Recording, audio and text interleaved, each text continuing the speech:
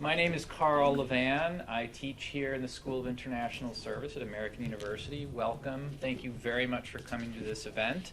It's actually been a couple of months in the works, and we're really excited that we have such an enthusiastic turnout, and we've had media inquiries, believe it or not, from all over the world. So put your best questioning face on when you ask your question once we get to the Q&A session.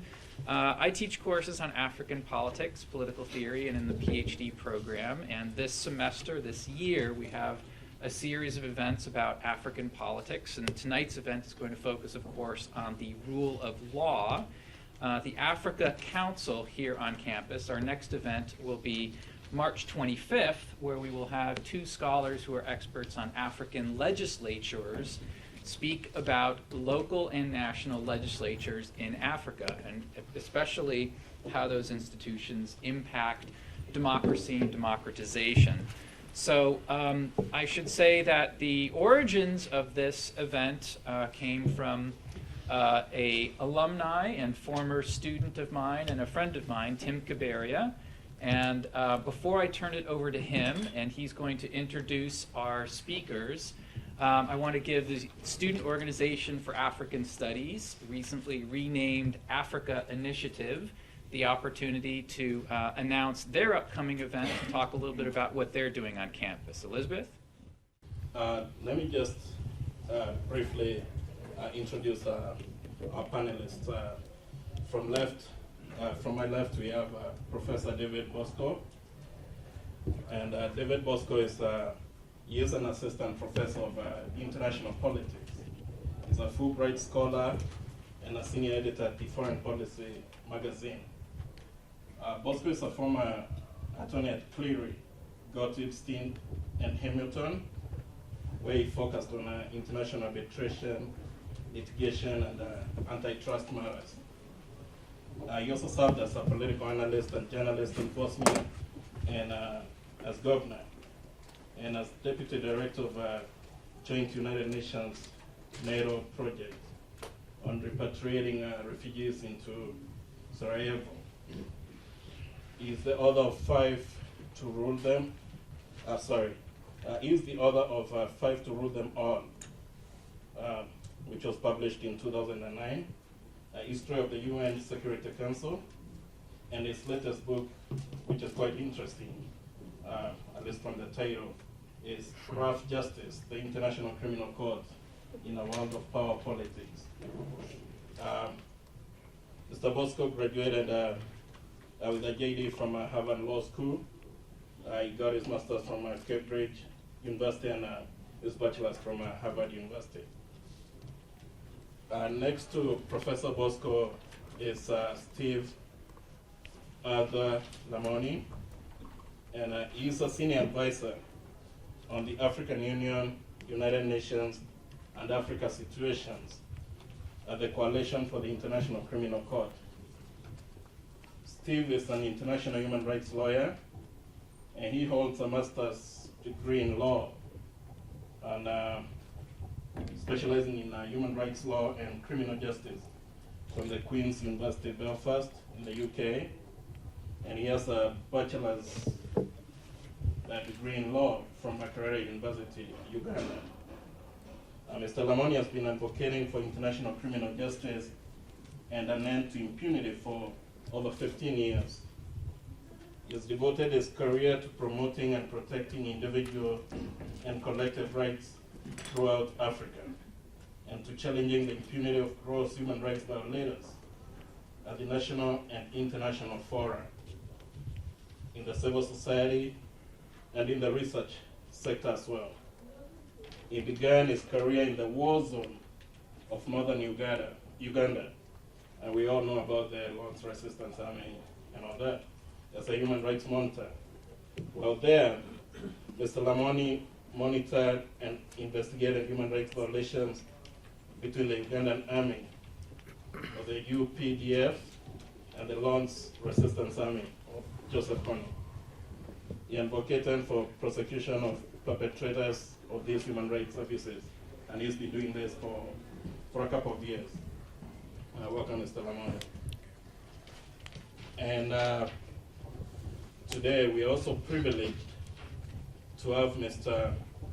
Michael Greco, who is a partner at the K.L. Gates Boston office. He is an experienced litigator with over 30 years, as well as a champion of human rights and the rule of law. Mr. Greco is the former president of the American Bar Association from 2005 to 2006, where he represented the American legal profession around the world. Additionally, he has been appointed to numerous leadership positions within the American Bar Association and the Massachusetts Bar Association. Of greater relevance to this panel is the fact that Mr. Greco is the chair of the Advisory Council of the American Bar Association Center for Human Rights and chair of the Board of Advisors of the American Bar Association International Criminal Court Project, a bipartisan, multinational distinguished board that oversees the ABA ICC project. Additionally, Mr. Greco teaches international criminal justice at the Peking University of Transnational Law in Shenzhen, China. So David will begin with some remarks. Yep. Thank you very much. It's great to be here. I'm David Bosco, professor in the School of International Service, and I come to this panel and to this event as someone who's been very focused for the last 3 or 4 years on the International Criminal Court as an institution. As many of you know, the International Criminal Court is a relatively recent introduction to the international architecture. In the kind of pantheon of international institutions, it, I think, lays claim to being the most recent. It was negotiated in 1998 and formally opened for business in 2002. More than 120 states have now joined the court. Kenya itself joined in 2005. Somewhat unexpectedly, certainly unexpected to me, the Kenya case, and more broadly speaking, the African investigations that the ICC has launched, have become extremely controversial and in many respects have become a central challenge for the International Criminal Court moving forward. Some serious observers, diplomatic observers that I've talked to, have even suggested that the Kenya case in particular at this point poses an existential challenge for the court, and that could even threaten the eventual dissolution or marginalization of the ICC.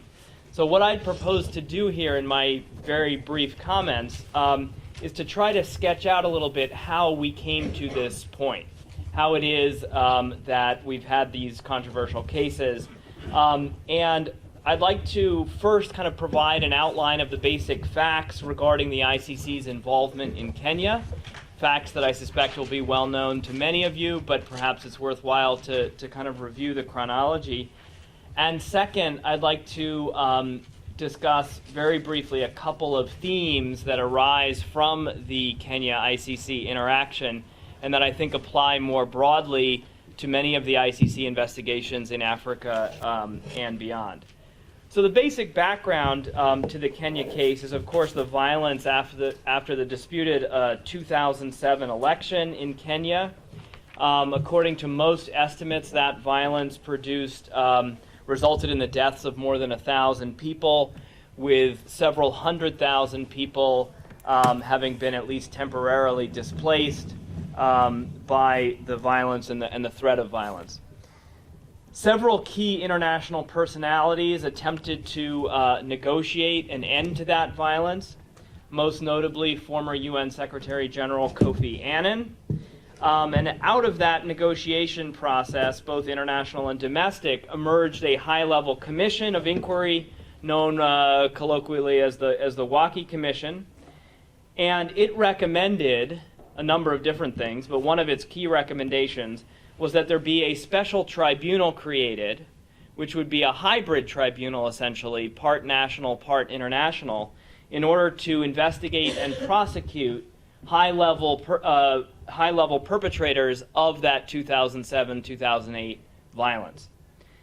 But there was also an important provision included in the agreement, which was that if the national authorities failed after a certain period of time to set up an adequate mechanism to investigate and prosecute perpetrators, then the information developed by this Commission of Inquiry would be handed over to the International Criminal Court. And after a quite complicated back and forth and several failed attempts to set up a special tribunal, Kofi Annan eventually handed over to the ICC chief prosecutor, who is at that point Luis Moreno Ocampo of Argentina, a sealed envelope containing the names of the individuals that the commission believed were the leading suspects in the post-election violence. The prosecutor then took with that information, proceeded with his own investigation with the staff at the International Criminal Court, and in March 2010, the court authorized a formal investigation of the violence, and then in preceding months, the court proceeded to issue summonses for 6 individuals. Now, I'd like to highlight a couple of important aspects of the ICC investigation here. First of all, and for those of you who come from a legal background, it was quite important that this was the first proprio motu investigation by the ICC. And what that means is that this was an investigation launched by the ICC, rather than having been initiated at the request of a government or at the request of the UN Security Council. And for those of us who are quite interested in the trajectory of the ICC, that's a quite important development, because in a sense, that's a kind of declaration of independence or autonomy by the ICC, where it says we don't simply have to respond to what states ask us to do or to what the UN Security Council asks us to do, but we can initiate investigations on our own. That proprio motu power of the court was the most controversial element one of the most controversial elements at the negotiations that produced the ICC in 1998. A second important point is that the 3 judges who looked at the question of whether the ICC should open a formal investigation in Kenya were split on whether an ICC investigation was appropriate. 2 of the judges said yes, 1 of the judges said no, that the violence in Kenya, while deplorable, did not, in essence, meet the gravity threshold or the threshold of seriousness that the ICC should require before taking a case. So that is, I think, a very notable point. Finally, I would note that when the ICC did issue essentially indictments of these 6 individuals, it did so in the form of summonses rather than arrest warrants. And the reason it did that is because it wanted to position the ICC as being in a essentially cooperative relationship with the Kenyan government, rather than being in a situation of confrontation with the Kenyan government. And so the supposition, the working assumption of the court was that Kenya was going to cooperate and that these individuals were going to cooperate with the court's investigation and ultimately with trials. In formal terms, the ICC remains in a cooperative arrangement with the Kenyan government. And those summonses have not been converted to arrest warrants. However, as you'll hear, I think, in the course of this evening, that formal relationship of cooperation has many, many problems. And I think many would say that, describing it in practice, it's more of a confrontational relationship than a cooperative one.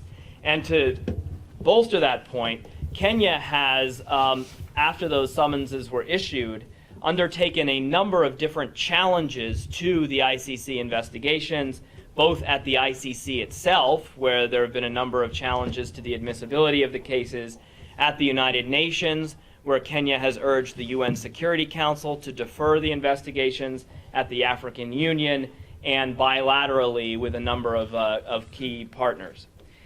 Now, the case, of course, these investigations took a very dramatic turn in 2013 when 2 of those facing charges were elected to very high office in Kenya, and that is, of course, Uhuru Kenyatta, who was elected president, and William Ruto, who was elected deputy president, both of whom had been the subject of these summonses by the ICC. That has, to put it mildly, exacerbated the relationship between the court and the Kenyan government, which remains in a very unstable situation at this moment. Let me briefly highlight three themes that I think are important arising from this.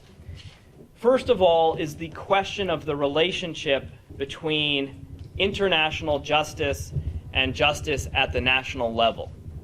One of the basic assumptions of the International Criminal Court was that the ICC would be essentially a court of last resort, that it would be a place to go when all other options had failed, and the hope was that the threat or the possibility of ICC involvement would prompt national investigations.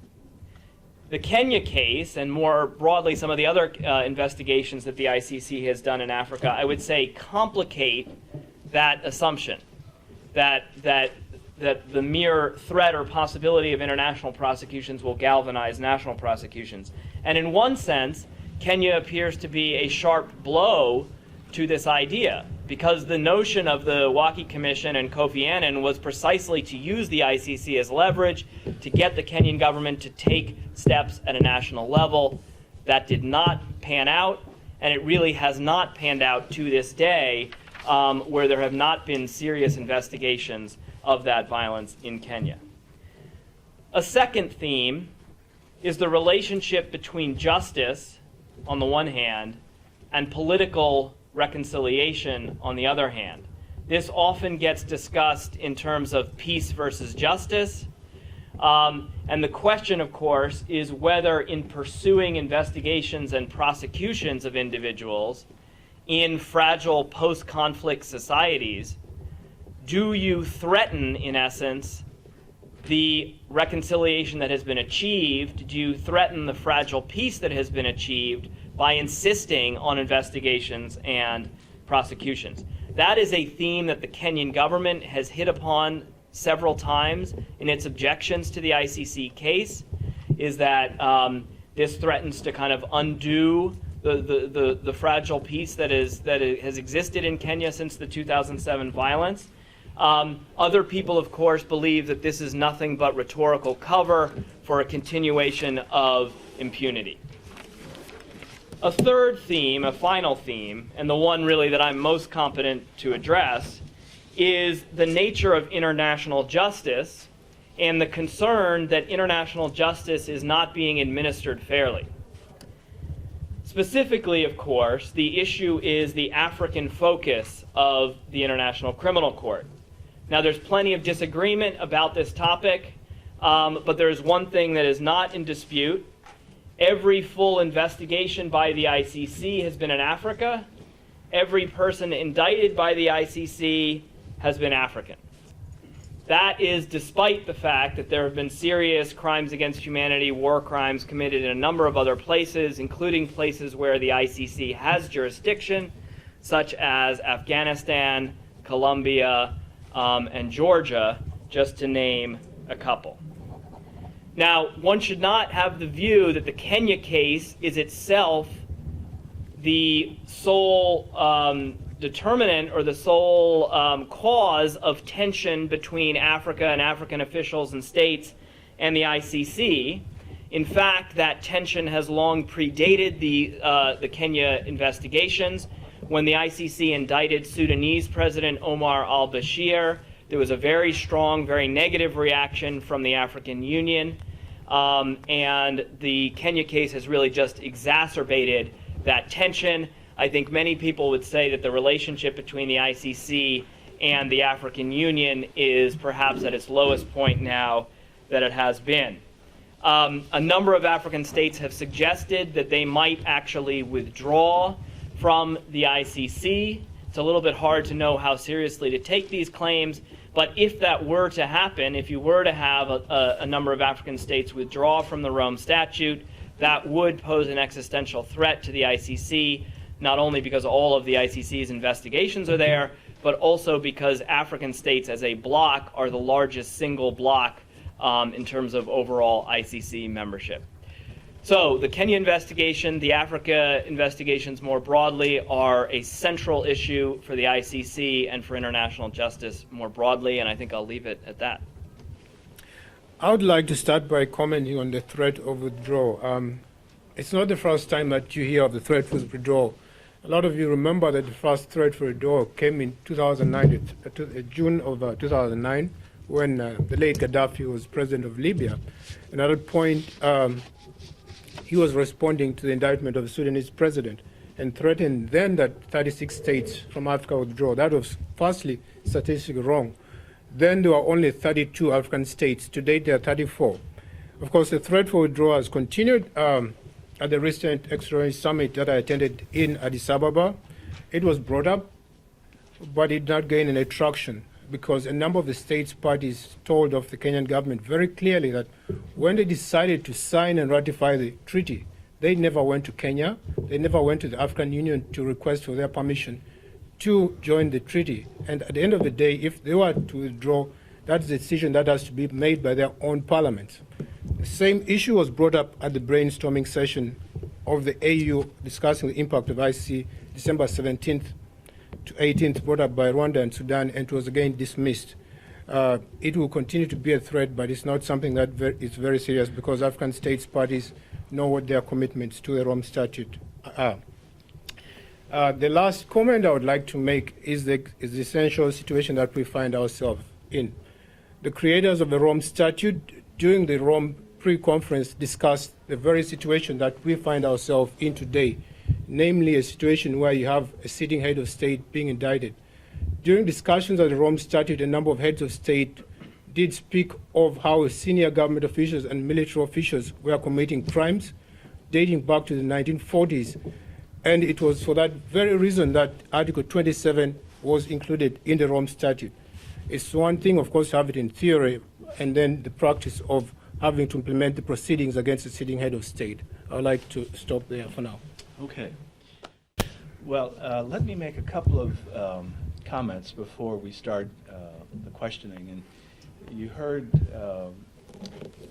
the introduction of my background, but there are a couple of things that weren't included and that I'd like to mention. One is that my son, Christian, is a graduate of American University, and so it's a pleasure for me to be back on the campus and to be participating in this program. So I wanted you to know that. Secondly is that when I was president of the American Bar Association in 2005 and 6, one of my official trips abroad was to Kenya. I spoke in Nairobi. I spoke to prosecutors from a number of African nations on the subject of human trafficking, which 10 years ago was less understood as a threat not only in African countries but in the United States. This past year, the ABA took on human trafficking as a priority of the legal profession. But my trip to Kenya was very eventful for many reasons. So I have some firsthand observation of the situation in Kenya, which was very different than it is now, especially after the 2007 and 8 elections. And the other point I want to make is that the American Bar Association has long been a strong supporter of international criminal justice. Going back to the 1970s, the House of Delegates of the ABA, which is like our Congress, 550 delegates from all over the United States and abroad. We meet twice a year, February and August. We debate policy resolutions. We adopt policies. And in 1978, the first policy adopted by the ABA regarding international criminal justice was to endorse the idea of the creation of a permanent tribunal. And that was followed by 5 other policies. Most recently, the policies have had to do with support for the ICC itself, which, as you heard, was created in 1998 in Rome became operational in 2002. Why has the ABA consistently, for now more than 4 decades, supported strongly the creation of an permanent international criminal court? Simply, from the end of World War II to 1990-91, the promise, the vow taken after the Nuremberg trials that never again will we permit atrocities like the ones that have happened to happen again. Never. That promise, as heartfelt as it was wrong, because the atrocities have not stopped. If anything, they are worse today than they were during World War II. But the climate wasn't right for the nations of the world to come together as they did finally in 1998, 160 some nations going to Rome, Italy for 2 weeks. And in 2 weeks, an extraordinary thing happened. 160 nations and their representatives, and the ABA had its delegation there, coming together to acknowledge the need for a mechanism to deal with the never-ending atrocities. And so the creation of the Rome Statute, which is a treaty and a statute, was not only an extraordinary event, because so many nations came together, it is the first statement of mankind that there must be a mechanism for dealing with the evil side of humanity, which exists. And so the ABA, from 78 to now, has found ways to try to help the advancement of justice internationally. And since the creation of the ICC to now, more recently, and I'm involved in these efforts, and Kip Hale, who's standing in the back of the room as senior counsel to the American Bar Association Center for Human Rights, Kip and I and others at the ABA have been meeting with the leadership of the ICC for the last 18 months. We have had discussions on how some of the efficiencies and effectiveness of the court might be enhanced. The American Bar Association, together with many organizations throughout the world, are offering to share our best practices. The judges and prosecutors of the U.S., the best of the best, and those of Europe and Asia stand ready to assist the court to deal with whatever issues that the court asks us to help address. Now, so the bona fides of the ABA are there. We are not recently to the dance. We've been there for the last 45 years.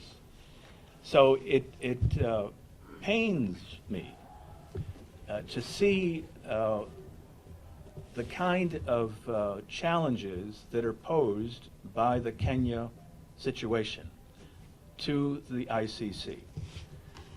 All the other tribunals that you may have heard about, the creation in 1992 by the United Nations Security Council of the Special Tribunal, the Independent Tribunal for Yugoslavia, the former Yugoslavia, because of the genocide that took place during that conflict.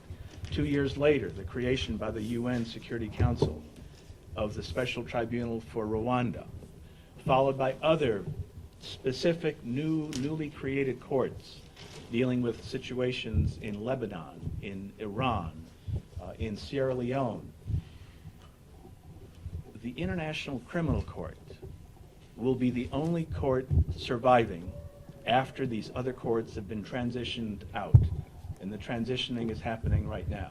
So that by 2016 or 2017, there will be no ICTY, Yugoslavia. There will be no Rwanda or these other courts, other than to finish up their work. So the only remaining vehicle in the world will be the International Criminal Court.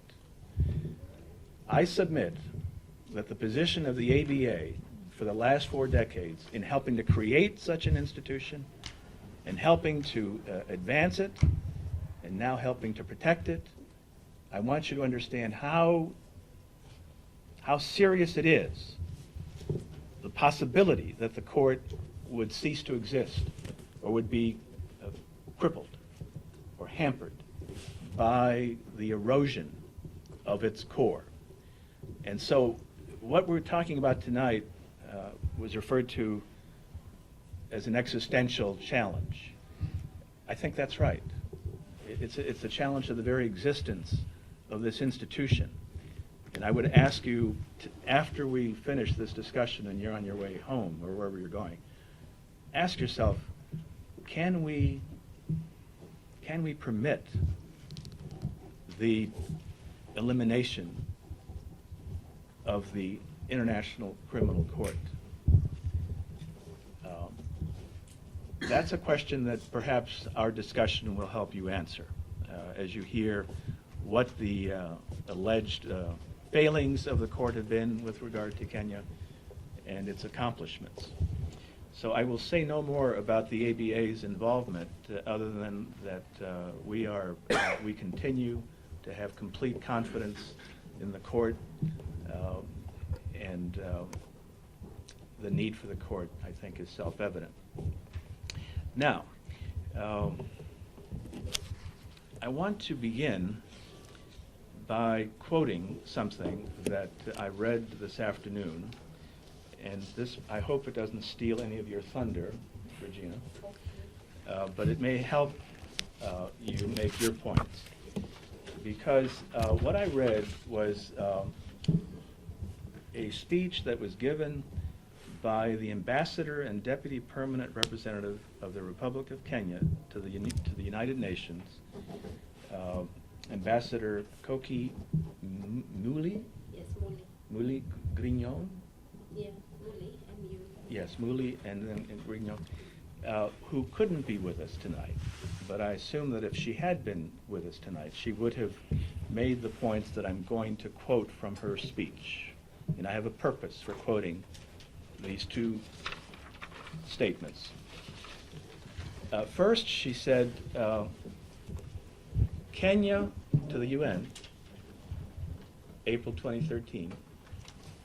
Mr. President, Kenya fully supports the international criminal justice initiatives, the Rome Statute, and the International Criminal Court, the ICC, not just because we were co-authors of the Rome Statute, but because Kenya believes in the rule of law, justice, reparations for victims, and the necessity to end impunity. However, Kenya strongly objects to the politicization of the ICC, and particularly the Office of the Prosecutor. Kenya also notes the selective application of the universal jurisdiction of the ICC and the selective referrals from the Security Council. This conduct undermines the credibility of the ICC and other tribunals and can sabotage national and regional peace, security, and stability. This in turn leads to the weakening of the international criminal justice machinery.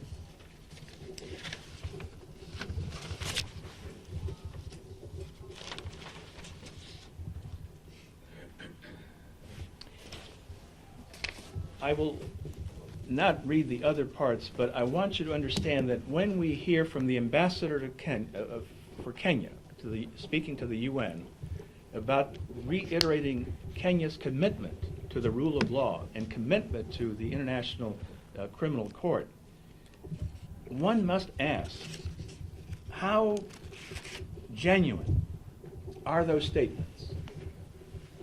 When, as you will hear as we go through the questions, facts about what Kenya in fact has been doing for the last 3 or 4 years with respect to these commitments that it so eloquently states at the UN. And so keep an open mind about what the court has done and whether whether the court deserves the kind of criticism that has been leveled by Kenya. So in a sense, what we're doing here tonight is hearing a case. And what's important is that, for you to understand, is that the court is not here. Why isn't there a representative from the ICC here? Because the Rome Statute, among other things, urges states parties and others, especially during a litigation which is ongoing, not to comment publicly about an ongoing situation. So it would be inappropriate for the court to have a representative here. In fact, there are critics in the U.S. who say that why is Kenya permitted to try its case in the press and publicly when there is a restriction on that they've agreed to? Kenya has signed the statute, the treaty. These are procedural issues that shouldn't get in our way, but nonetheless understand that when there is an accusation and the court itself cannot respond, it is this kind of a forum, a neutral forum, where you will hear statements made about, is that true? Is that accurate? Is that valid? And the last thing I'll comment on is that the reason I quoted the ambassador's remarks is that it is troubling to know that on the other side of the equation are those who in the U.S. who say, well, if Kenya truly believes in the principles reiterated by the ambassador to the UN, then why has Kenya not cooperated with the ICC and the prosecution to provide access to evidence, to documents? No cooperation whatsoever. The interference with witnesses who are willing to testify and then magically they disappear or they are no longer willing to give testimony in the Kenya situation. The intimidation of witnesses.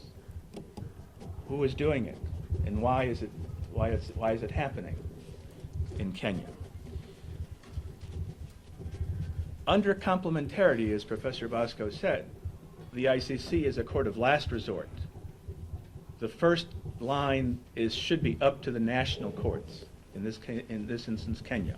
Kenya, under the Rome Statute, has an obligation to investigate and prosecute if the evidence is there.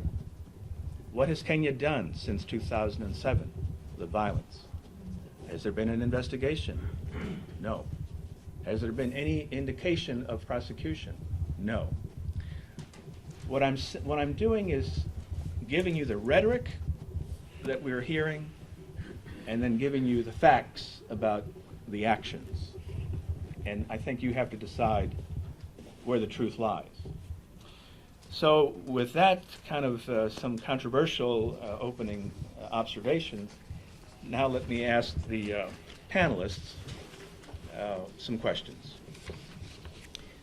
My first question is to Stephen. And Stephen, I want you to, first of all, give us your sense of the public support in Kenya, if you wish to, for the current cases that are before the ICC that are from Africa. For example, where do the victims of those situations stand, generally speaking?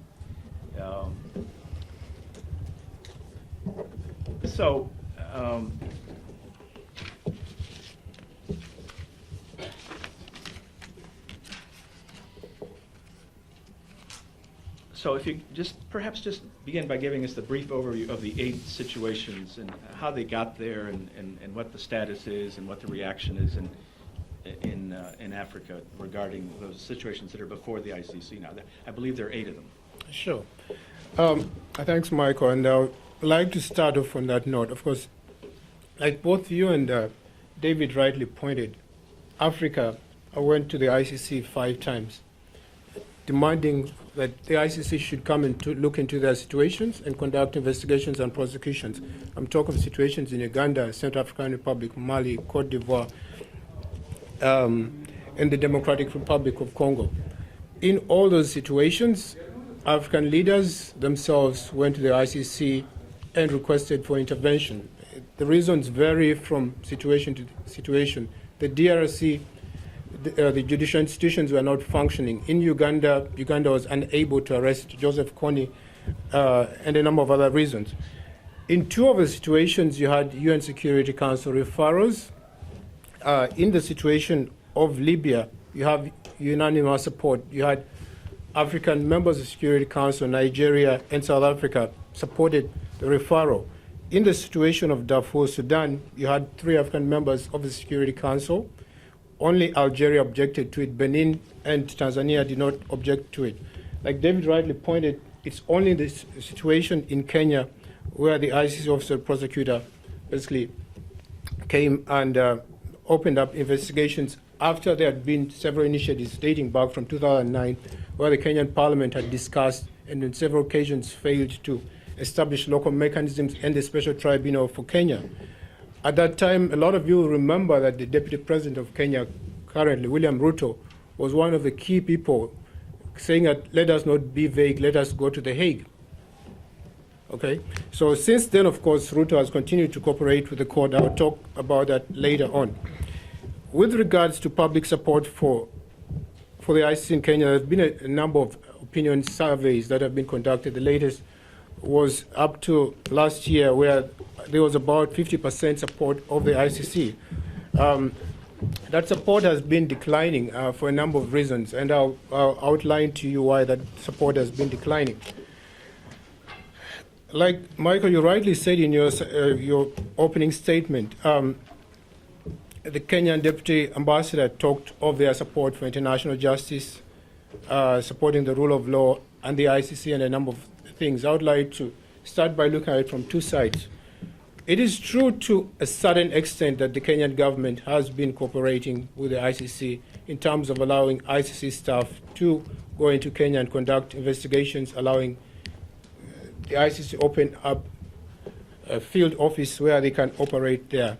However, as a number of you will have observed at the recent Kenya Status Conference, there have been 3 main challenges that the Office of the Prosecutor and the ICC continue to face. Michael has touched on some of them. I'm going to talk about them in detail. The first threat continues to be witness intimidation and interference. In a recent filing by the Office of the Prosecutor, she did mention that this level of witness intimidation and interference is unprecedented. To date, the Office of the Prosecutor spends 80% of their time, which is dedicated to looking at the Kenyan cases. The Kenyan case has become a moving target because of this intimidation that has impacted on their investigations, where in the past they have collected statements from victims.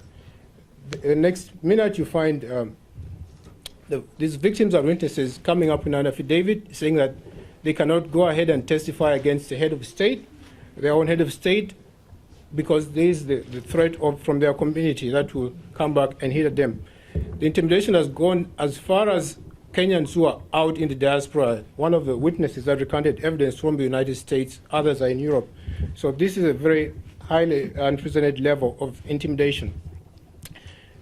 Also, getting new witnesses is becoming problematic because of the fears that I mentioned, and yet at the same time you have the Office of the Prosecutor getting evidence or testimony from victims, and they need to link this evidence that has been given. Because of the climate of fear, it's becoming problematic, despite the fact that the prosecutor continues to conduct investigations. Lastly, there's been a fear campaign against civil society organizations through the social media and in other cases where you have human rights activists that have been intimidated or threatened by supporters of the government has done nothing. Mike also talked of the records that are needed to corroborate the evidence that's been given. A lot of you remember that last week during the status conference, the issue of government obstruction was clearly painted out in the media. The OTP has requested for evidence for the phone records from the president, judicial records, and records of helicopters. Of course, the Attorney General gave a reason saying that they have no obligation to cooperate with the Office of the Prosecutor. And yet you have to note that this is a very nonsensical argument, because for the past 2 years, the Kenyan government has been selectively cooperating with the ICC in providing some of the records. Why is it at this point that after the Office of the Prosecutor has filed a complaint of non-cooperation that you find that the same government official is claiming that they have no obligation to cooperate with the Office of the Prosecutor? The last point I would like to make on that issue is that, of course, the ICC is perceived to be an enemy of the people in Kenya, because the ICC needs to cooperate with other states parties in Africa, either to relocate these witnesses or victims to other states or get evidence. Now, because of the whole politicization of the Kenyan case, a number of states parties in Africa are saying that they're willing to cooperate with the court, but not as far as the Kenyan case is concerned. This goes further than the African state because of the whole rhetoric that has been paid right from 2009 from the Omar Bashir case, that the ICC is an imperialist and racist cause. You have other states outside Africa not wanting to be associated with the ICC. So this continues to be a continuous problem. The last point on the issue of victims, the legal representative of victims for cases in Kenya have been very clear that the victims in Kenya have been demanding for justice and saying that there should be no delay for victims of justice. In Kenya, the accused persons should be held accountable, and this is something that was echoed very clearly at the ASP 12 in November, where you had the legal representative of victims and a lot of Kenyan civil society organizations come up and say that they want justice to be done, and the discussions at the AU blatantly leave out the issue of victims. So victims in Kenya definitely want justice. Okay, thank you, Stephen. Regina, I'm going to ask you a question. And I'm going to give a little background and then the question. The background is that Kenya, during the years 1997 to 1998, was a member of the UN Security Council.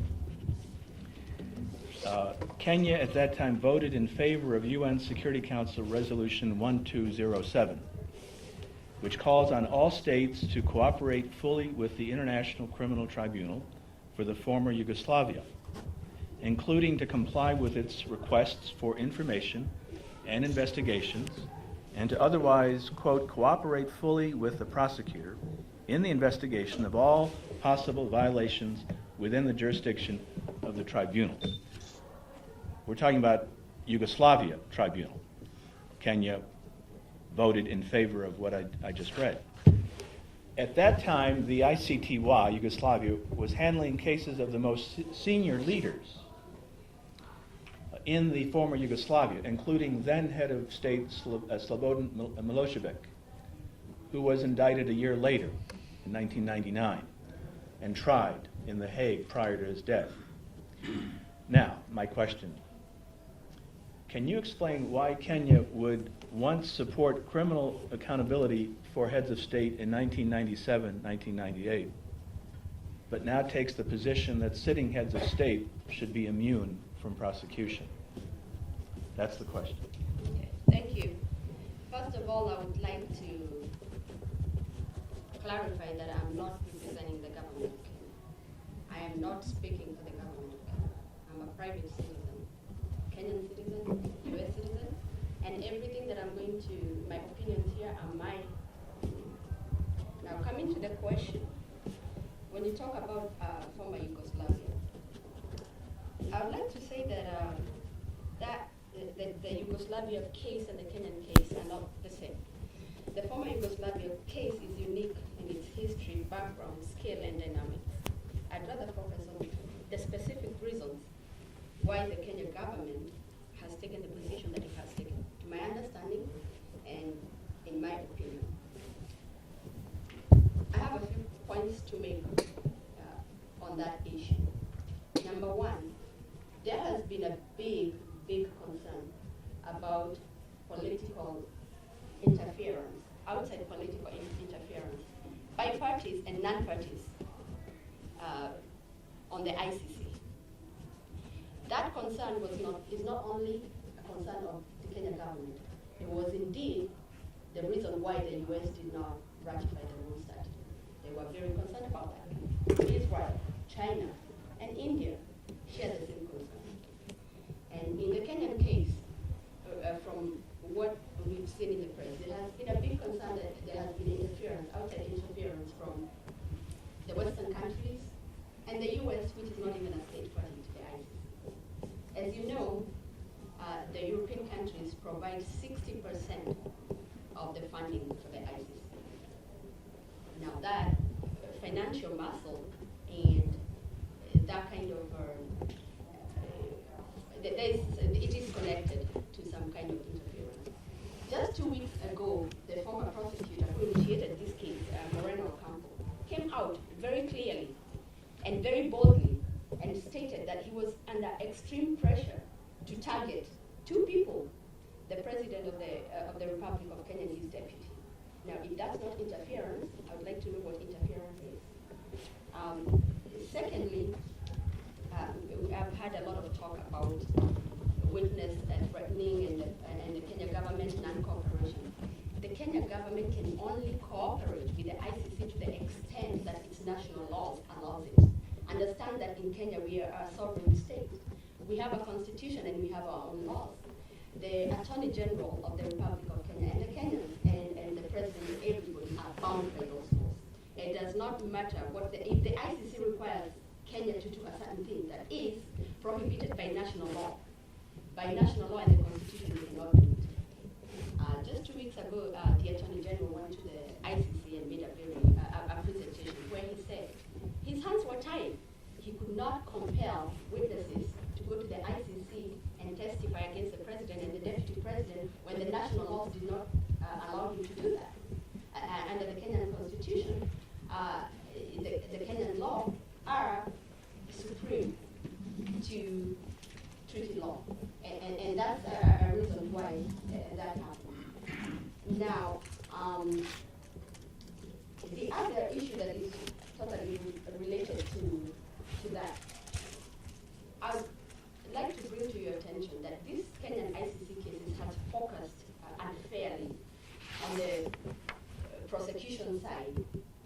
And I understand, I'm a human rights lawyer. I totally understand that the victims deserve justice. But we are not going to be according victims justice by going after the wrong people or by administering affluent justice. In this case, it is my opinion that the ICC has shot itself in the foot. You understand that under the Rome Statute, Article 66, there is a presumption of innocence. They have not honored that.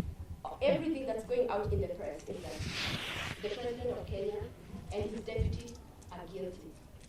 I don't speak to that. I have no personal opinion on that. But I think as a human rights lawyer, I believe in the presumption of innocence. Those are some of the hallmarks of a criminal justice system. Presumption of innocence. If you look at the US Constitution and all the great constitutions around the world, we have to pay tribute, homage to that principle of presumption of innocence. The other issue is the process, the flawed process that the ICC prosecutors, and let me backtrack, one of the biggest problems that the US, Israel was a member of Rome Statute for a short time. They withdrew. The reason they withdrew, because they said that the prosecution had too much power. I personally, my personal opinion is exactly that. The prosecution in the ICC case, under the Rome Statute have too much power. Now, when they were allowed to come into Kenya and investigate the case, you heard the stories about what the investigators did. They colluded with human rights organizations, threatened witnesses, bribed them, coached them to give false testimony. Why do I say that? If you go to a third world country like Kenya and you're dangling money in front of people of no means, poor people, people hitherto to this investigation had nothing to live off. These people were offered money. If you've been reading the news, you've seen how much money they were offered. They were offered education for their children. They were offered to be taken out of the country to live abroad. And they went for it. And it has turned out out to be such a fiasco, I mean, in the magnitude of 60 plus witnesses withdrawing in a single case, that tells you there's a problem with the process. So that's how I look at it, and that's my view. I think this whole process is flawed, and I think it's okay. I mean, it's fine. They've been the president and the deputy. They've been accused of committing certain crimes. Just because an accused person is accused of committing a crime does not mean they committed it. That's why when we go to court, we have convictions and acquittals. Why do we have acquittals? Because the court ends up ruling that this person is not guilty because the evidence does not prove that they committed the crime. This could as well end up being the case. And then the last point I want to make. The Rome Statute says that the most responsible party should be held accountable. In this case, that was not the case. The names that were forwarded to the ICC were 12 names. They ended up indicting 6 people. What happened to the other 6? We don't know. They didn't explain that there wasn't enough evidence. But in my view, the 2 principles following the 2007-2008 election violence were the most responsible. And to go back to what you asked him about the public perception or what the public feels about the case, initially, I think Kenya wanted to go to the ICC and obtain justice. But within a short time, I think we realized we're not going to get justice from the court.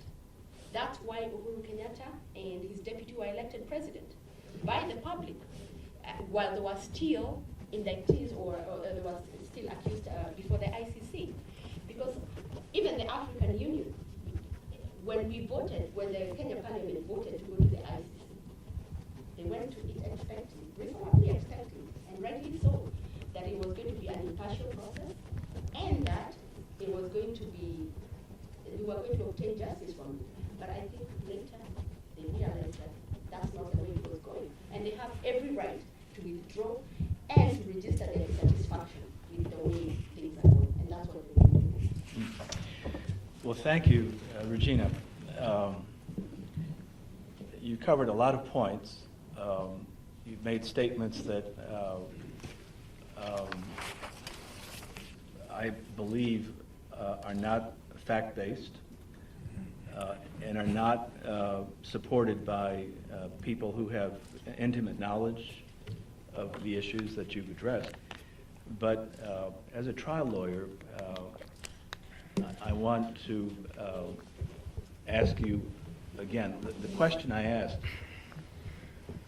has to do with the narrow issue of should heads of state be held accountable? In 1997-98, Kenya said absolutely when it had to do with Yugoslavia. Now, the position, I understand it, is it's a different position, that there should be immunity for Kenyatta and others. So the question is, why the shift? I mean, it's just the principle, not the facts. Why has there been a shift in that position?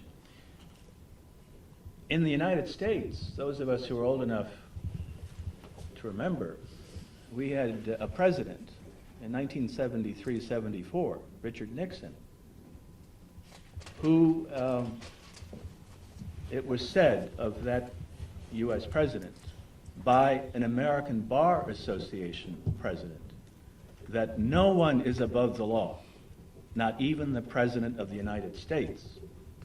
There's no immunity for the President of the United States.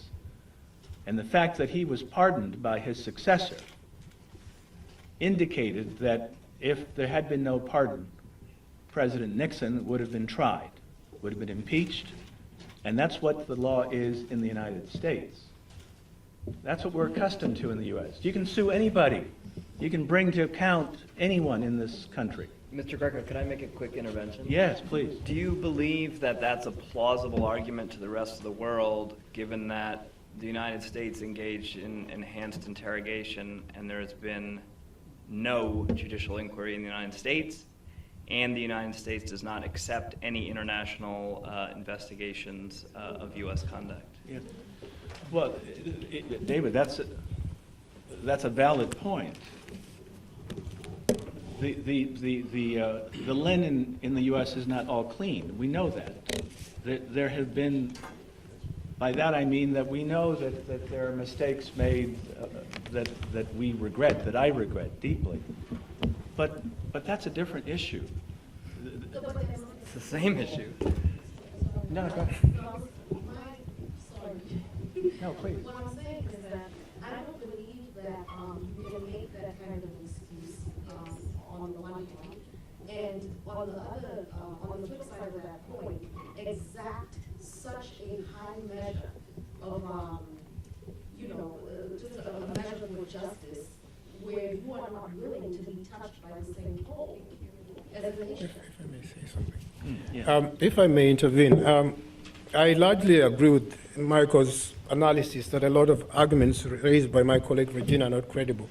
But to start with the last point, on the immunity of heads of state, the starting point beyond the Rome Statute and the draft protocol of African Court of Justice and Human Rights, which, by the way, does not also recognize immunity for sitting heads of state, is that the Kenyan Constitution itself, Article 143, subparagraph 4, if you Google it online, does not recognize immunity for the Kenyan head of state in a situation where Kenya, the Kenyan government, is a party to a treaty that does not recognize immunities. That's the first point.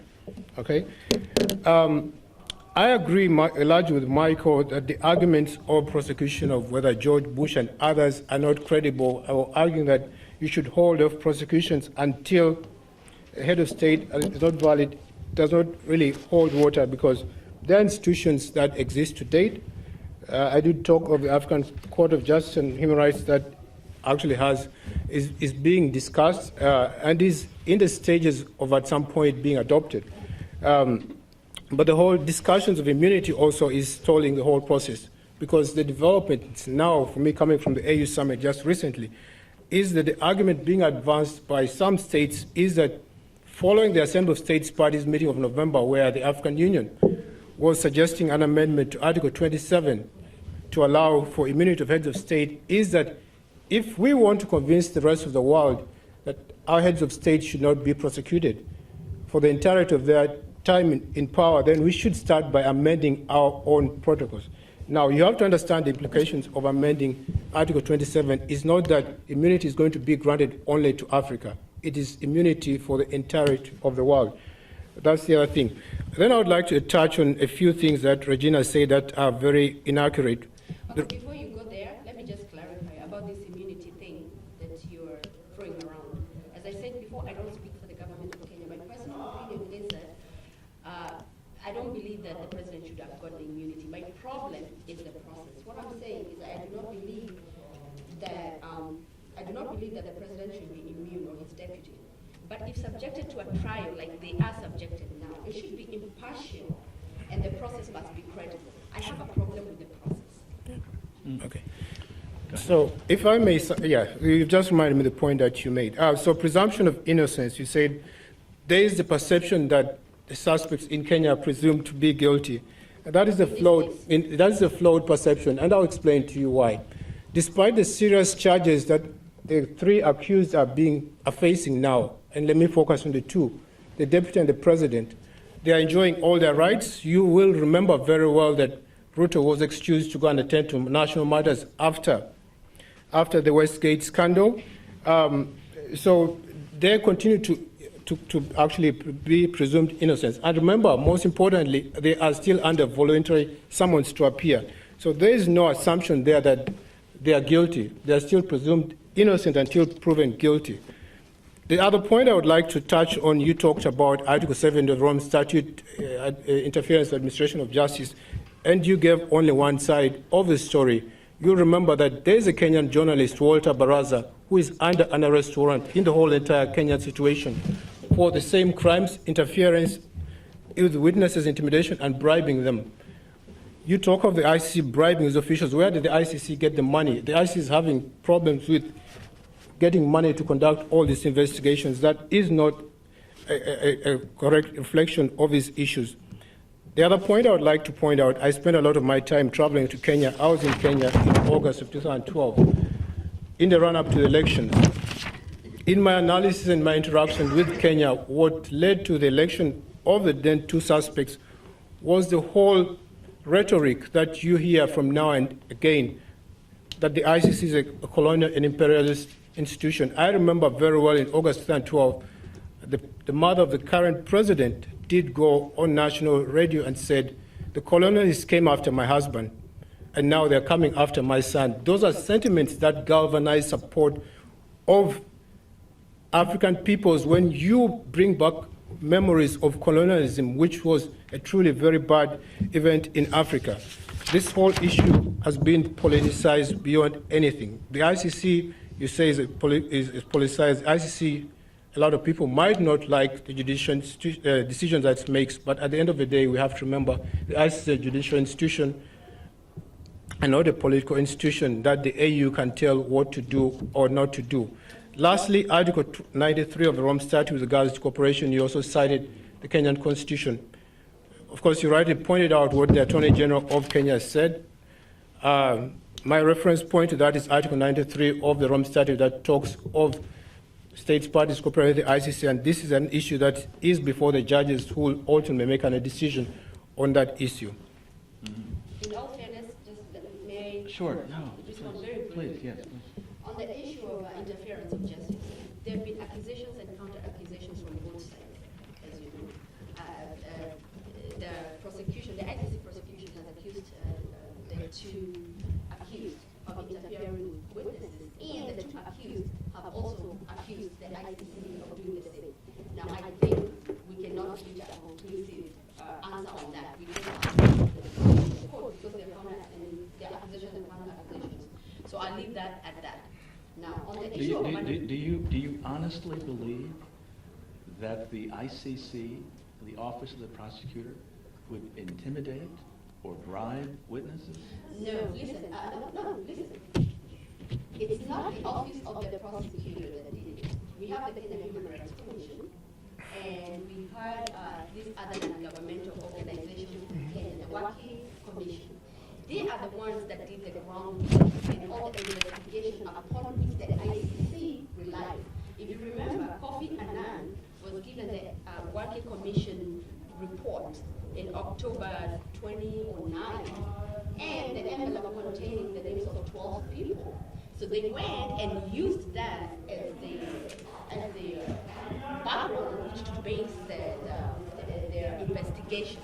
So the people that actually did all this is the Kenya Human Rights Commission, which is an organ of the Kenyan government, by the way, and a creation of Kenyan Parliament. And as you know, those that are Kenyans here, you read the news, you know what their accusations have been and what the news have been in regard to that.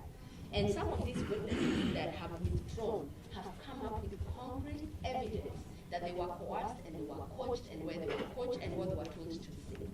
Now, on the issue of money from the ICC is required under the Rome Statute to protect the witnesses.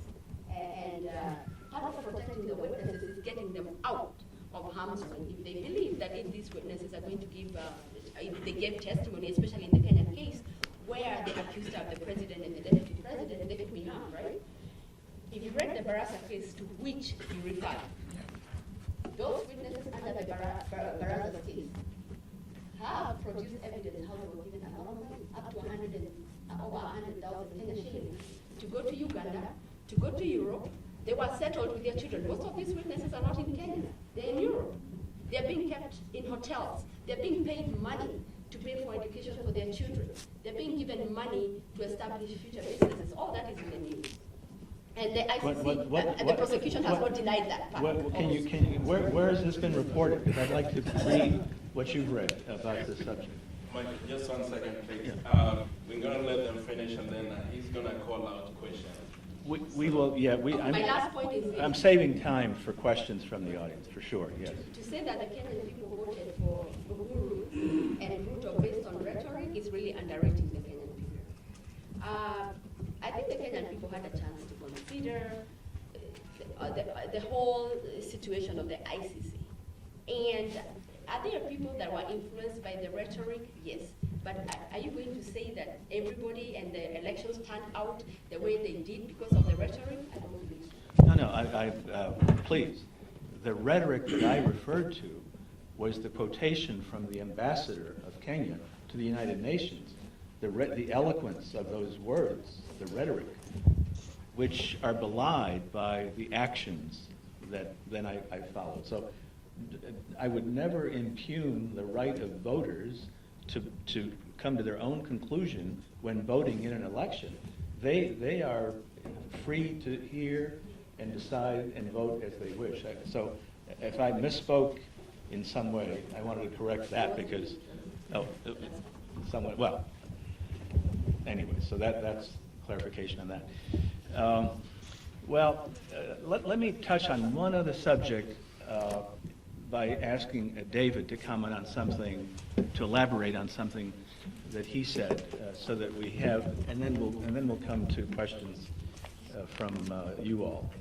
And it has to do with the peace versus justice dilemma, of controversy.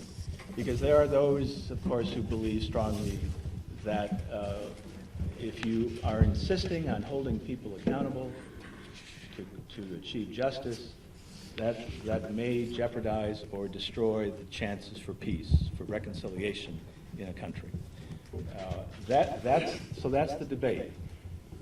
Where do you come out on that? But what is the thinking about it? The Rome Statute and the prosecutor, both prosecutors of the ICC, have made it clear. They say their job is to enforce the statute that was agreed to by now 122 nations. And that statute says to the prosecutor, your job is not peace. Your job is to hold accountable those most responsible for the murder and torture and massacre of millions of people. So my job, the prosecutor says, is justice, accountability. There are those who will say, well, then you're closing your eyes to the fact that reconciliation and peace are at risk. So David, amplify what you said about this dilemma and where do you come out on it? Well, I think you've teed it up very well in terms of it. I think it really depends on whose perspective you're looking at it from. I think from the prosecutor's perspective, it is not their job to try to understand or anticipate what the political ramifications of investigations might be. They're not well suited to do that, and just as you said quite eloquently, that's not their mandate. Their mandate is to investigate and prosecute. But there is, of course, a provision in the Rome Statute which allows for an international organ to take that kind of thing into consideration, and that is Article 16 of the Rome Statute, which allows the UN Security Council to defer an investigation for up to 12 months, renewable, if it feels that an investigation is getting in the way of a peace process or otherwise somehow poses a threat. And Kenya, of course, has gone to the Security Council and asked the Security Council to use its Article 16 powers. It has declined to do so. So I don't think it's the prosecutor's job. I think in any controversial case, you're going to have a lot of rhetoric about what the likely impact of investigations will be. I don't think you can expect the prosecutor to assess that in any systematic way. But more broadly speaking, and here I'm going a little bit beyond my level of expertise, but I think there is a degree of debate in the scholarly literature about the relationship between international prosecutions and reconciliation processes. And I think all I would say is I think it's complicated. And I think the kind of human rights, international justice line that there's no tension here, that they're compatible, and that in fact if you don't have justice you can't have peace, I'm not sure that's right. Based on what I know of these situations. And so I think it's actually quite complicated on the ground. If I could make one broad point about the debate, I find myself in a difficult position because I'm, on the one hand, fairly unsympathetic to the Kenyan government, which, I tend to believe what the Office of the Prosecutor says about interference with witnesses. I tend to believe the Kenyan government is doing what it can to make sure these cases fall apart. So in the micro sense, I'm not very sympathetic to the Kenyan government. In the macro sense, though, I'm quite sympathetic to the idea that we have a very clear double standard when it comes to international justice. And you have certain countries that have opted out of international justice, and you have certain countries that have decided they're going to be part of it. And moreover, I'm also quite sympathetic to the idea that the International Criminal Court takes into account politics when it decides where to investigate. And so I do not think it is coincidental that the ICC has not opened a full investigation in Afghanistan, where it knows the United States would be very hostile to that, NATO would be very hostile to that. I do not think it's coincidental that there was never a full investigation in Georgia when the ICC knows that Russia would probably be quite uncomfortable with that.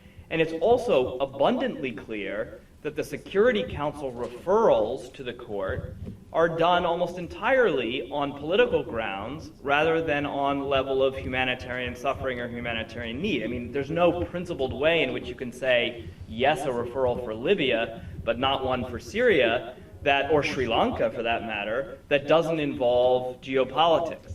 And so I believe there is a double standard in international justice.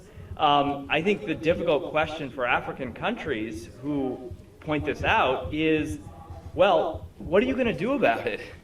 You know, if you believe there's a double standard, either you accept it and you continue to cooperate with an institution that you have pledged your support to through the Rome Statute, or you say we're opting out of this system. And right now, I think many African states are trying to have it both ways. They're trying to say we want to be part of the system, but, well, we may not cooperate and we're not going to respect arrest warrants, and if Bashir comes to our territory, we won't arrest him, but we're not going to leave the Rome Statute.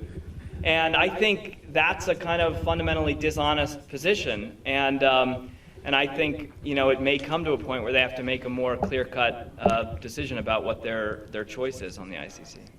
Okay. Yes, please. So, I just wanted to point out another article in the Rome Statute. Like David talked of Article 16, but also Article 53 of the Rome Statute, in a situation when the prosecutor of the ICC is conducting investigations in a situation, the prosecutor is supposed to look at both sides and the implications of peace and justice in that situation. It's after that the determination that the prosecutor can recommend to the judges whether to proceed with the case or not. So there is that clear provision in Rome Statute, Article 53. I would definitely agree with David on the double standards of international justice or an uneven landscape of justice. Like David pointed out, there are members of the Security Council that shield their citizens or shield their allies from prosecutions for whatever reasons, Syria, Russia, Israel, Palestine, and all the situations. Like David mentioned also Georgia. Now, David's question was, what are African countries going to do about this? There's two ways of going about it. In situations where you have concerns about international justice, the Rome Statute clearly states that the ICC is a court of last resort. This is an opportunity for African states to conduct fair and credible prosecutions and investigations at a national level to hold suspects accountable. That's the first step they can take. Secondly, with regards to the Security Council, you have rotation of membership of the Security Council where African members are also members of the Security Council, part of the 15. That is also an opportunity for them to exert pressure on the Security Council and point out these double standards where they exist. Okay. Regina, do you want to comment on? Briefly, I just think from what David said, I think African countries are reluctant about leaving the Rome Statute. They see the intrinsic... About leaving? Yeah. Leaving opting or out. Opting out. Opting out. There's intrinsic value in being a member of the Rome Statute, but it's not serving them well. So this is a period where the African continent is really grappling with whether to stay or to leave, and looking at the advantages and